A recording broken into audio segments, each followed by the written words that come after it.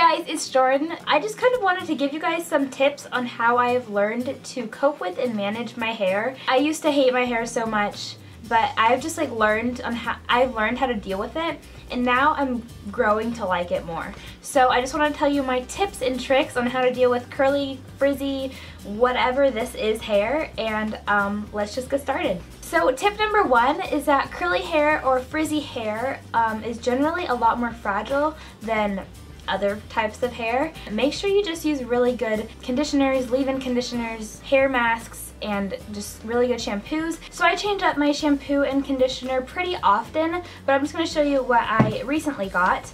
I got these 180 Pro Intense Reconstruct shampoo and conditioner, and I've been liking them so far. I'm only like halfway through the bottle. I also got this 180 Pro Miracle Repair Damage Eliminator. Make sure it says it has protein because you want to restore protein in your hair, especially if it's curly or frizzy. And my favorite hair mask treatment is Olaplex. I've already talked about this in another video and how much I love it. This is just the third step, and you just apply this in your hair when it's damp, and it makes your hair so much stronger and really has so much protein in this. So tip number two is that, as you probably have noticed, your hair won't look like that straight, slick straight hair, you know, like you work out a little bit and like some like hair just comes down, but it like still looks cute. I put my hair up in a ponytail every day for cheer when I was still in cheer, and I feel like these little hairs coming down. I'm like, oh, maybe they look cute too, because I see everyone else around me and like their hair looks cute, so I'm like, okay, mine probably looks like that too. Then I go inside and I like look at that big mirror and I'm like, oh wow, nope, it just like, you know, the little hairs just like kind of come out of your head and like make a little halo around you and kind of like orbit around your head, just making these little frizzies all around.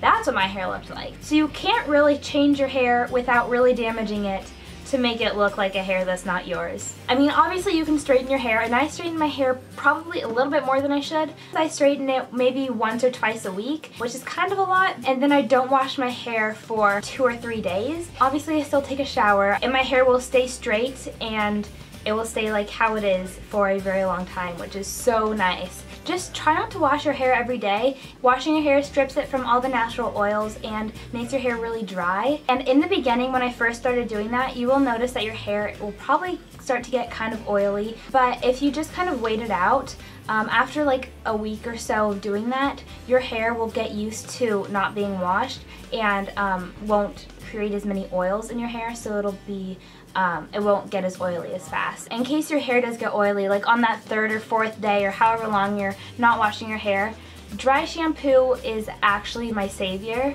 It just basically soaks up all the oils and it makes your hair look good. So I totally love dry shampoo. Another thing is that when you're straightening your hair, if you do what I do and you straighten it once and then you don't wash it for a few days, you're gonna have to sleep, and you don't want to get your hair all like messed up when you sleep. This doesn't work best for everybody, but for my hair type, what I do is I basically just split my hair into like 2 sections after straightened, and I just basically create like a little like bun type thing like that. Just like I twist it and then like put a hair tie or bobby pin in it like that, and then go to sleep, and it creates these really pretty like natural waves when I wake up. Tip number 5.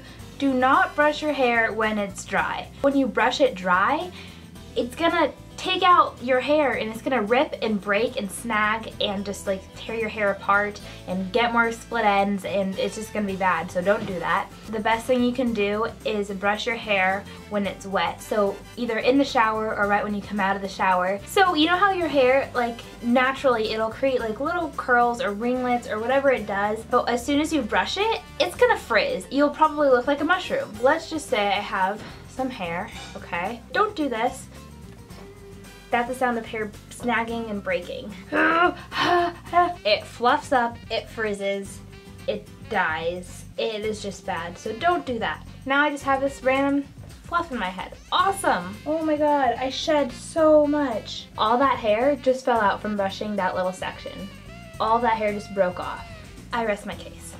So another thing you can do is, if you're not feeling the natural hair look, then something you can do without damaging your hair is heatless curls. There are so many tutorials up on YouTube and Pinterest and just the internet in general on different hairstyles for heatless curls. My favorite is just so simple. Honestly, you do 2 French braids when your hair is damp, take them out in the morning, and you just have these. They're not really curls, they're just like really pretty like little waves. Tip number 7, that's 8, no, try again. Tip number 7 is to get your hair cut semi-often. A lot of people say, you know, get your hair cut like once a month or once every 2 months, and I mean, like, that's really good if you can do that.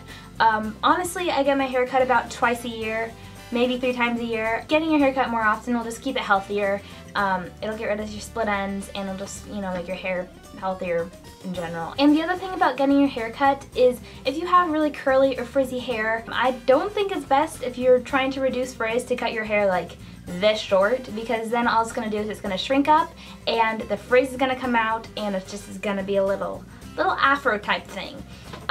So because if you have longer hair, the hair at the bottom is going to weigh down the hair at the top, so it's not going to come out too much. I mean, obviously still will, but it'll like weigh it down a little bit, so it won't be too bad. Another trick that I think is pretty cool is using fabric softener sheets, and this will actually reduce the frizz on your hair. But if you literally just rub your hair with it, it will reduce the frizz. Number 9 is that water is your best friend and worst enemy at the same time. So by adding water to your hair, you can get curls, your natural curls obviously. If you don't know how to use it the right way, you'll get curls, but you'll also get a lot of frizz as well. But it can also be your worst enemy if you're like obviously if your hair is straight and you get it wet and then you know what I'm talking about. Kind of use water wisely. You can use it in multiple situations. But lastly, number 10 is really to embrace your hair. I mean, you might not love it right now,